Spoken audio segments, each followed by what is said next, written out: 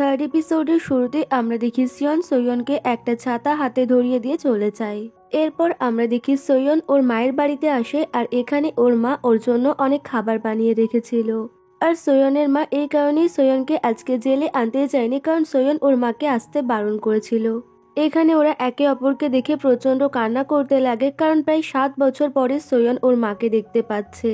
সোয়নের মা ওকে জিজ্ঞাসা করে যে তুমি ঠিক আছো তো। এর উত্তরে সোয়ন ওর মাকে জানায় যে হ্যাঁ আমি ঠিক আছি, আর তোমাকে আমাকে নিয়ে চিন্তা করতে হবে না। সোয়নের মা ওকে বলতে লাগে তুমি জানো তোমাকে নিয়ে আমার অনেক উল্টোপাল্টা ভাবনা আসে, আমার অনেক ভয় হয় যে তুমি কিছু করে না বসো। ওর মায়ের এমন কথার পরিপ্রেক্ষিতে সোয়ন ওর মাকে জানায় যে তুমি চিন্তা করো না, আমি মরবো না, আর আমি তোমাকে ছেড়ে কোথাও যাব না। তাছাড়া আমি আমার গুনবকে প্রমিস করেছিলাম যে আমি অনেক স্ট্রং থাকবো আর আমি কোনো শেমফুল লাইফ জীবনযাপন করব না। দেন আমরা ইউরিকে দেখতে পাই, আর ইউরি ওর কেরিয়ারে এই 7 বছরে অনেক বেশি সাকসেসফুল হয়ে গেছে। ইতিমধ্যে সোয়ন ইউরির অফিসে আসে ওর সঙ্গে দেখা করার জন্য, আর ইউরি ওকে দেখা মাত্রই ওকে জড়িয়ে ধরে কান্না করতে লাগে। এবার সোয়ন ইউরিকে বলতে লাগে যে তোমাকে সাকসেসফুল দেখে অনেক ভালো লাগছে, আর তখন ইউরি ওকে বলতে লাগে যে এবার তোমার পালা, এবার তোমাকেও সবকিছু নতুন করে শুরু করতে হবে। পরের দৃশ্যে আমরা দেখি সোয়ন পুলিশ স্টেশনে আসে আর হিয়ংজার সেই কেসের ব্যাপারে জিজ্ঞাসাবাদ করতে লাগে। কিন্তু পুলিশ অফিসার ওকে জানায় যে এই কেসটা অনেক পুরনো, সো সেই কেসের ইনফরমেশন এখন আমার কাছে নেই, আর সেই বাচ্চাটারই বা কি হয়েছিল সেটাও আমি বলতে পারবো না।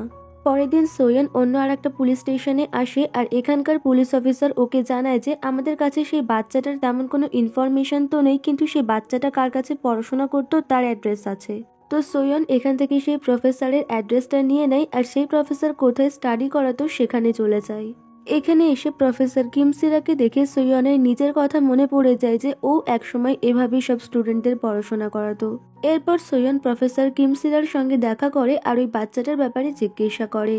তো প্রফেসর ওকে জানায় যে হ্যাঁ অনেক আগে আমি ওই বাচ্চাটার ক্লাস করাতাম, আর ওই বাচ্চাটা আগুন দেখে প্রচন্ড ভয় পায় আর ওর ইনসমনিয়া হয়ে গিয়েছিল।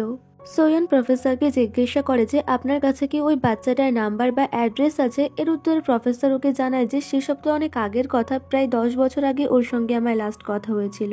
কিন্তু আপনি বললে আমি আপনার জন্য ওই বাচ্চাটার ইনফরমেশন খুঁজতে পারি, কারণ কোনো না কোনো ইনফরমেশন তো আমার কাছে অবশ্যই আছে, কিন্তু সেটা খুঁজে দেখতে হবে।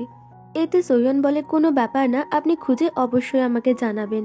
এরপর সোয়ন ইউরির সঙ্গে দেখা করে, আর ইউরি এখানে ওকে বলতে লাগে যে আমি কিছুদিন আগে বিজনেস ট্রিপে গিয়েছিলাম, আর সেখান থেকেই আমি তোমার জন্য একটা জুতো কিনে এনেছি। আর এই জুতোটা অনেক বেশি সুন্দর ছিল, তো সোয়নেরও এই জুতোটা অনেক পছন্দ হয়। এবার ইউরি সোয়নকে বলতে লাগে যে তুমি কি জানো সোহ আবারও এখানে ফিরে আসছে, সো তুমি কি এখনো ওর সঙ্গে কথা বলবে না। আর এখানেই সিনটা কাট হয়ে যায়, আর তারপর আমরা দেখি সোয়ন বাড়ি ফিরে যাচ্ছে আর ফ্ল্যাশব্যাকের একটা কাহিনী মনে করছে। ফ্ল্যাশব্যাকের কাহিনীতে আমরা দেখতে পাই সোয়ন জেলে থাকাকালীন ও একবার একটা ডিভোর্স পেপার ইউরিকে দিয়ে বলেছিল তুমি এটা আমার হয়ে সোকে দিয়ে দিও। আর তখন ইউরি অনেক বেশি রেগে যায় আর ওকে বলতে লাগে যে তুমি এসব কি বলছো, আর তোমার যা ইচ্ছা তুমি তাই করো, কিন্তু আমি এটা সোকে দিতে পারবো না।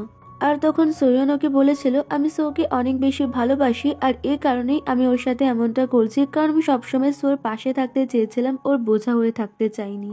এরপর আমরা বর্তমান সময়ে ফিরে আসি, আর এখানে আমরা দেখি সোয়ন ওর পুরনো বাড়িতে ফিরে আসে, যেখানে কিনা আগে ও সুহ আর গুনবো একসাথে থাকতো। এই বাড়িতে আসার পর ওর ওর পুরনো স্মৃতির কথা মনে পড়ে যায় যে ওরা কত হ্যাপিলি এই বাড়িতে থাকতো। এরপর ও গুনওর রুমে আসে আর গুনওর জামা কাপড় ধরে প্রচন্ড কান্না করতে লাগে, আর তারপর কান্না করতে করতে এখানেই ঘুমিয়ে পড়ে। পরের দিন সকালবেলা সোয়ন যখন গেট বন্ধ করে বাইরে বেরোচ্ছিল, তখন ও গেট বন্ধ হওয়ার একটা শব্দ শুনতে পায়। আর এই শব্দটা শোনার পরেই ওর মনে পড়ে যায় যে সেদিন যেদিন ওর ছেলের অ্যাক্সিডেন্ট হয়েছিল সেদিনও ও দরজা বন্ধ করার পরে এই সেমই শব্দ শুনতে পেয়েছিল। ইতিমধ্যে সোয়নের কাছে প্রফেসর কিমসিরার কল আসে, আর প্রফেসর কিমসিরা ওকে জানায় যে আমি সেই বাচ্চাটার অ্যাড্রেস খুঁজে পেয়ে গিয়েছি। পরের দৃশ্যে আমরা দেখি সোয়ন প্রফেসরের দেওয়া অ্যাড্রেসে চলে আসে সেই ছেলেটার খোঁজ করার জন্য, আর এখানে আসলে ও জানতে পারে যে সেই ছেলেটা এখানেই থাকে। এখানকার একজন ওকে জানায় যে আপনি যে ছেলেটার খোঁজ করছেন সেই ছেলেটা এই বিল্ডিং এর 2nd ফ্লোরে থাকে, কিন্তু ও তো এখন কাজে চলে গিয়েছে। এরপর আমরা সিয়নকে দেখতে পাই ও কংগ্রেসম্যান চোয়ের গাড়ি ফলো করে একটা বিল্ডিং এ চলে আসে, আর এখানে আসলে ও দেখতে পায় যে এখানে কয়েকজন মেয়ে আর ছেলে মিলে পার্টি করছে। তো সিয়ন এবার এইসব কিছুর ফটো ক্যাপচার করতে লাগে, কারণ কিম জুনের অ্যাসিস্ট্যান্ট ওকে এই কাজটাই দিয়েছিল। ইতিমধ্যে এখানকার গার্ডরা ওকে দেখে নেয় এবং ওর পিছু পিছু দৌড়াতে লাগে, ফলে সিয়ন এখান থেকে পালানোর চেষ্টা করে কিন্তু কোনো লাভ হয় না। সামনে থেকে কিছু গার্ডরা চলে আসে আর তারপর ওকে ধরে মারতে লাগে। তো সিয়ন এখানে আর কোনো উপায় না পেয়ে ওদের সঙ্গে মারপিট করতে লাগে আর তারপর কোনো রকমের বাইক নিয়ে সেখান থেকে পালিয়ে চলে আসে। এরপর আমরা দেখি সিয়ন গ্যারেজে এসে ওর ক্ষত জায়গায় জল ঢালতে লাগে আর ঠিক তখনই সোয়নও এখানে এসে উপস্থিত হয় আর সোয়ন ওকে দেখে চিনতে পেরে যায় যে এটাই তো সেই ছেলে যেই ছেলেটা কিনা ওকে ছাতা দিয়েছিল। আর সিয়নই হচ্ছে সেই বাচ্চা ছেলেটা যেই ছেলেটাকে হিয়ংজা সোয়নকে খুঁজতে বলেছিল। সিয়ন ওকে জিজ্ঞাসা করে আপনি এখানে কেন এসেছেন? এর উত্তরে সোয়ন ওকে বলে সত্যি বলতে একজন তার হয়ে তোমার সঙ্গে আমাকে দেখা করতে বলেছিল আর সেই কারণেই আমি তোমার সঙ্গে দেখা করতে এসেছি। সোয়ন এবার হিয়ংজার ডায়েরিটা সিয়নকে দেয় আর ওকে বলতে লাগে যে হিয়ংজা ওর কাজের জন্য সত্যি অনেক বেশি অনুতপ্ত ছিল আর এই কারণে ও তোমার প্রতি অনেক অ্যাপোলজাইজ লেটারও লিখেছে। আর এই ডায়েরিটা দেখা মাত্রই সিয়ন অনেক রেগে যায় আর ওকে বলতে লাগে যে আপনি কি তার মানে সেই ব্যক্তির হয়ে অ্যাপোলজি ডেলিভার করতে এসেছেন? আর আপনি কি এটা বলতে চাইছেন যে আমি সেই ব্যক্তিকে ক্ষমা করে দেবো যে কিনা আমার বাবা মাকে মেরে ফেলেছিল? আর আপনি কেন সেই ব্যক্তির হয়ে এই ডায়েরি ডেলিভার করতে এসেছেন? তো ওর এই কথার উত্তরে সোয়ন ওকে জানায় যে সেই ব্যক্তি আর এই পৃথিবীতে বেঁচে নেই। আর হিয়ংজা ওনার এত বড় ভুলের জন্য ওনার শেষ নিঃশ্বাস পর্যন্ত তোমাদের ফ্যামিলির প্রতি অনেক বেশি দুঃখী ফিল করতো। কিন্তু সিয়ন ওর একটা কথাও শোনে না আর উল্টে ওকে এটা বলতে লাগে যে এসব ক্ষমা চাই এখন কি লাভ? ক্ষমা চাইলে কি আমার বাবা মা আমার কাছে ফিরে আসবে নাকি? আর আপনার আমাকে দেখে কি মনে হচ্ছে যে আমি অনেক সুখে শান্তিতে এখানে বাস করছি? সোয়ন উত্তর দেয় আমি বুঝতে পারছি তোমার অবস্থা এখন কি। আর তখন সিয়ন ওকে বলতে লাগে যে আমি আমার মৃত্যুর আগে পর্যন্ত ওই মহিলার ব্যাপারে কিছু শুনতে চাই না। আর আপনার কোনো আইডিয়া নেই যে আপনি এখন আমার সাথে কি করলেন? আর এটা বলে ও রেগে এখান থেকে বেরিয়ে চলে যায়। এরপর আমরা দেখি সোয়ন সেই ডায়েরিটা নিয়ে ওর বাড়িতে ফিরে আসে, কারণ সিয়ন ওই ডায়েরিটা নিয়েছিল না। বাড়িতে এসে ও হিয়ংজের কথা ভাবছিল যে হিয়ংজা ওকে বলেছিল যে ওই বাচ্চাটা ওই লাইফে অনেক দুঃখ কষ্ট সহ্য করেছে। সো তুমি প্লিজ আমার হয়ে ওই বাচ্চাটার জীবনে একটু খুশি আনার চেষ্টা করো। পরের দিন সোয়ন সিয়নের সঙ্গে দেখা করার জন্য ওর বাড়ির সামনে এসে দাঁড়িয়ে থাকে, কিন্তু সিয়ন ওকে দেখার পরেও ওকে ইগনোর করে এখান থেকে বেরিয়ে যায়। আর তারপর রাতের বেলা সিয়ন যখন বাড়িতে ফিরে আসে তখনও দেখতে পায় যে তখনও সোয়ন এখানেই ওর জন্য অপেক্ষা করছে, কিন্তু তারপরেও ও সোয়নের সঙ্গে কথা বলে না।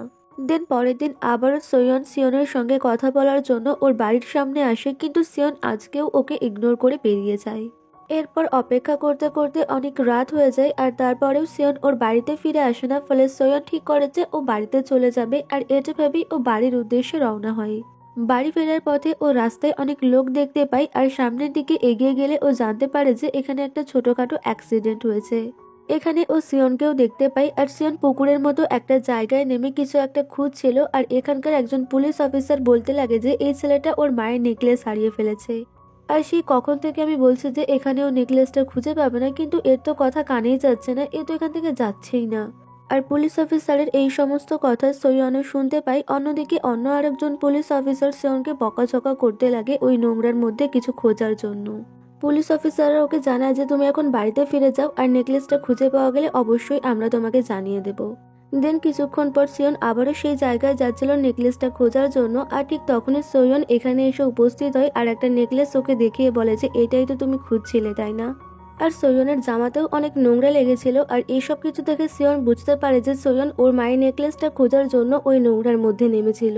সোয়ন এখানে ওকে বলতে লাগে আমার জীবনেও তোমার মতোই দুঃখ রয়েছে, কারণ আমি আমার নিজের ছেলেকে হারিয়েছি। আর যেই ব্যক্তি আমার ছেলেকে মেরে ফেলেছিল সেই ব্যক্তির কাছে আমি এতটুকুই চেয়েছিলাম যে তিনি যেন আমার ছেলের থেকে ক্ষমা চেয়ে নেন। আর সেই ব্যক্তি আমার ছেলের কাছে ক্ষমা চাইতেও অস্বীকার করে আর যেই কারণে আমি সেই ব্যক্তিকে মেরে ফেলেছি। আর আমি তোমাকে এই কারণে খুঁজে বের করেছি যাতে তুমি আমার মতো পেনফুল লাইফে জড়িয়ে না যাও আর আমি যাতে একটু হলেও তোমাকে হেল্প করতে পারি। আমি এটাও ভেবেছিলাম যে তুমি হিয়ংজার অ্যাপোলজি অ্যাকসেপ্ট করে নিয়ে একটা নতুন ভাবে জীবন শুরু করবে, কিন্তু আমি ভুলছিলাম। তুমি তো অলরেডি সবকিছু ভুলে গিয়ে নতুন জীবনযাপন শুরু করে দিয়েছো। বরং আমি আমার অজান্তে তোমার সেই পেনফুল স্মৃতি তোমার সামনে তুলে ধরেছি আর তার জন্য আই এম রিয়েলি সরি। আর এটা বলে ও এখান থেকে চলে যায়। পরের দৃশ্যে আমরা দেখি সুহো একটা ব্রডকাস্টিং চ্যানেলের ডাইরেক্টর হয়ে গিয়েছে আর ও ওর লাইফে অনেক সাকসেসফুল হয়ে গিয়েছে। এদিকে সোয়ন বাড়ি ফিরে আসলে দেখে যে সুহো ওর মায়ের সঙ্গে দেখা করতে এসেছিল আর এখানে ওরা একে অপরের মুখোমুখি হয়ে যায়। সুহো ওকে দেখা মাত্রই থেমে যায় আর ওকে বলতে লাগে যে প্রায় 6 বছর হয়ে গেছে আমি তোমাকে দেখিনি আর তোমাকে দেখে অনেক ফ্যাকাশে মনে হচ্ছে। সুহ এবার ওর হাত ধরতে লাগে, ফলে সোয়ন ওকে আটকায় আর ওকে বলতে লাগে যে তুমি এসব কি করছো, আমি বলেছি না আমার লাইফে তোমার আর কোনো জায়গা নেই, তো তুমি আমাকে ভুলে যাও আর অন্য কারোর সাথে সুখে সংসার করো। সুহ এবার ওকে বলতে লাগে আমি চেষ্টা করেছিলাম কিন্তু আমি পারিনি, আমি তোমাকে ছাড়া অন্য কারোর সাথে থাকতে পারবো না। সুহ এবার ওকে জড়িয়ে ধরে আর ওকে বলতে লাগে তুমি জানো না তুমি আমার জন্য কি, আর এই 6 বছরে আমি তোমাকে অনেক মিস করেছি, চলো বাড়ি ফিরে চলো আর আগের সবকিছু ভুলে যাও। পরের দৃশ্যে আমরা দেখি এরা সবাই মিলে ফ্যামিলি ডিনারে এসেছে আর এখানে উপস্থিত ছিল সোয়ন, সুহ আর সুহর ভাই। সুহ এখানে ওর ভাইকে বলতে লাগে যে তুমি আবারও একবার মাকে কল করো আর জিজ্ঞাসা করো যে মা এখানে আসবে কিনা। আর এই কথা বলতে বলতেই ওদের মা এখানে চলে আসে আর এখানে সোয়ন ওর শাশুড়ি মায়ের কাছে এটা বলতে লাগে যে আমার জন্য নিশ্চয়ই আপনাকে অনেক প্রবলেম ফেস করতে হয়েছে। আর তখন ওর শাশুড়ি মা ওকে হাক করে বলতে লাগে যে এরকম কোনো ব্যাপার না, তাছাড়া তোমাকেও তো অনেক ঝড়ঝাপটা পোহাতে হয়েছে। এরপর ওরা যখন খাওয়া দাওয়া শেষ করে ফিরে যাচ্ছিল তখন সোয়ন ওর শাশুড়ি মাকে বলতে লাগে যে আমাকে পুনরায় অ্যাকসেপ্ট করার জন্য অনেক থ্যাংক ইউ। এতে ওর শাশুড়ি মা বলে আমি তোমাকে মোটেও অ্যাকসেপ্ট করিনি, তোমাকে দেখলে এখনো আমার সেই দিনের কথা মনে পড়ে যায়। তুমি যদি সেই দিন বাড়িতে না আসতে তাহলে আমার নাতিটা অকালে মরতো না, তোমার জন্যই আমার নাতি মারা গেছে। আর এখন তুমি 7 বছর জেল খেটে আসার পর আবারও আমার ছেলের লাইফে ঢুকে পড়েছো আর এতে করে আমার ছেলের কেরিয়ার নষ্ট হচ্ছে। আর সুহ আমাকে বলেছে ও তোমাকে ছাড়া বাঁচতে পারবে না আর এই কারণেই আমি না চাইতেও তোমাকে অ্যাকসেপ্ট করতে হচ্ছে। আর শাশুড়ি মায়ের এমন সব কথা শুনে সোয়নের অনেক বেশি খারাপ লাগে কিন্তু ও কাউকে এই বিষয়ে কিছুই বলে না। এরপর রাতের বেলা সুহ সোয়নকে একটা জায়গায় নিয়ে আসে আর ওকে একটা ঘড়ি গিফট করে ওকে প্রপোজ করে আর বলে আমার লাইফে আবারও ফিরে আসার জন্য অনেক ধন্যবাদ। এদিকে একটা ছেলে ওদের ওপরে নজর রাখছিল কিন্তু সেই ছেলেটাকে তার মুখ আমাদের দেখানো হয় না। এরপর ওরা যখন বাড়িতে ফিরে আসে তখন ওদের বাড়ির সামনে ওদের প্রতিবেশী হেগিউম আর হেগিউমের ছেলে দাঁড়িয়েছিল। সোয়ন হেজেকে দেখে বলতে লাগে যে তুমি তো কত বড় হয়ে গেছো, আর তারপর ওরা একে অপরের সঙ্গে হাই হ্যালো করে আর তারপর সুহ আর সোয়ন ঘরের ভেতরে চলে যায়। পরের দিন সুহ যখন অফিসে যায় তখন ওর বস ওকে বলতে লাগে যে তোমার যে আপকামিং ইন্টারভিউটা আসছে আমি চাই সেই ইন্টারভিউতে তুমি তোমার ওয়াইফকেও নিয়ে আসো। কিন্তু সুহ সোজা ওর বসকে মানা করে দেয় আর বলে আমি আমার ওয়াইফকে আনকমফোর্টেবল ফিল করাতে চাই না, সো আমি আমার ওয়াইফকে আনতে পারবো না। এরপর আমরা দেখি সোয়নের কাছে সুহর বসের কল আসে ওই ইন্টারভিউয়ের ব্যাপারে আর এখানে সোয়ন রাজি হয়ে যায় ইন্টারভিউতে আসার জন্য। ইন্টারভিউয়ের ব্যাপারে জানার পরে সোয়নের মা আর ইউরি দুজনেই ওকে মানা করতে লাগে, এটা বলে যে ওখানে গেলে তুমি আবারও হার্ট হতে পারো, কিন্তু সোয়ন ওদেরকে বলায় যে আমার এতে কোনো সমস্যা নেই। এরপর আমরা আবারও সেই মিস্টিরিয়াস ছেলেটাকে দেখতে পাই আর এই ছেলেটা যে রুমে ছিল সেই রুমে সোয়ন সহ সোয়নের ফ্যামিলির সবার ফটো লাগানো ছিল। আর ছেলেটা একটা পার্সেল তৈরি করে যেখানে কিনা ও সোয়নের নাম লেখে। আর এখানেই আমরা প্রথম এই ছেলেটার ফেস দেখতে পাই আর এই ছেলেটার নাম হচ্ছে মিন হিয়ক, কিন্তু এই কে সেটা আমরা পরবর্তী এপিসোডে জানতে পারবো। পরের দৃশ্যে আমরা দেখি সোয়ন আর সুহ মিলে ইন্টারভিউ দিতে এসেছে আর এখানে ইন্টারভিউয়ার ওদেরকে জিজ্ঞাসা করে যে গুনবকে ছাড়া আপনাদের লাইফ কেমন কাটছে। তো সোয়ন জানায় যে আমি এখনো আমার ছেলেকে ভুলতে পারি না আর আমার ছেলের জন্য এখনো আমার আগের মতোই কষ্ট হয়। আর আমার ছেলে তারা অনেক পছন্দ করতো আর এখন ও নিজেই তারা হয়ে গেছে। আর আমি এবার ঠিক করেছি সবকিছু ভুলে গিয়ে আমি শুধুমাত্র আমার ফ্যামিলিতে মন দেব আর আমি সবকিছু ঠিক করার চেষ্টা করব। ইতিমধ্যেই মিনহিয়ক একটা এনভেলপ নিয়ে এখানে আসে আর এই এনভেলপটা এখানকার একজন স্টাফকে দিয়ে বলে এটা আপনি সোয়নকে দিয়ে দেবেন। তো মিনহিয়কের কথা মতো সেই স্টাফ ওই এনভেলপটা সোয়নের টেবিলে রেখে চলে আসে। ইন্টারভিউ শেষ হলে সোয়ন রুমে আসে আর দেখতে পায় যে ওর ফোনে অলরেডি সিয়ন ওকে কল করেছিল। সিয়নের কল দেখে ও সিয়নকে কল ব্যাক করে আর তখন সিয়ন ওকে জানায় যে আমি সেই মহিলাকে কখনোই ক্ষমা করতে পারবো না, কিন্তু তারপরেও আমি সেই ডায়েরিটা একবার পড়ে দেখতে চাই। এরপর সোয়ন ওকে একটা অ্যাড্রেস দেয় আর বলে কালকে তুমি এখানে আমার সঙ্গে এসে দেখা করো।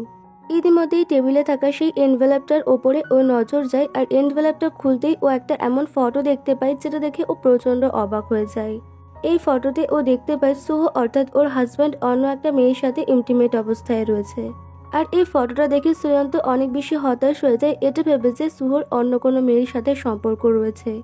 এরপর আমরা মিনহিয়কের রুম দেখতে পাই যেখানে কিনা একটা ফ্যামিলি ফটো ছিল আর এই ফ্যামিলি ফটোতে জিউং ছিল। আর জিউং হচ্ছে সেই ব্যক্তি যার মার্ডার কিনা সোয়ন করেছিল। এই ফটোতে জিউং এর সাথে একজন মহিলা আর একটা বাচ্চা ছেলে ছিল আর এই বাচ্চা ছেলেটাই হয়তো মিনহিয়ক, অর্থাৎ মিনহিয়ক হয়তো জিউং এর ছেলে আর মিনহিয়ক এখন ওর বাবার মৃত্যুর প্রতিশোধ নিতে চায়। আর এখানেই আমাদের এই ড্রামার 3rd এপিসোড শেষ হয়ে যায়।